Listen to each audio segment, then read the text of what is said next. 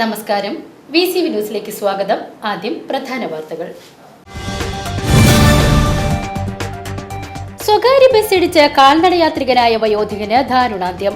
ഓട്ടുപാറ സെന്ററിൽ തിങ്കളാഴ്ച രാവിലെ 10 മണിയോടെയാണ് സംഭവം.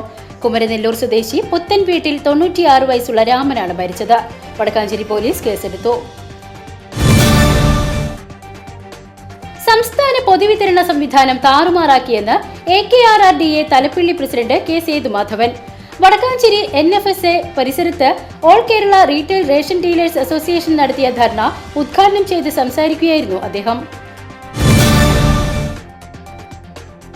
കൊടുങ്ങല്ലൂർ ഷൊർണൂർ സംസ്ഥാന പാതയിൽ വടക്കാഞ്ചേരി റെയിൽവേ സ്റ്റേഷന് സമീപം ലക്ഷങ്ങൾ ചെലവഴിച്ച് നിർമ്മിച്ച കാത്തിരിപ്പ് കേന്ദ്രത്തിലെ ലൈറ്റുകൾ തകർക്കുന്നതിന് പിന്നിൽ സാമൂഹ്യ വിരുദ്ധരാണെന്ന് കാണിച്ച് പൊതുമരാമത്ത് വകുപ്പ് വടക്കാഞ്ചേരി പോലീസിൽ പരാതി നൽകി.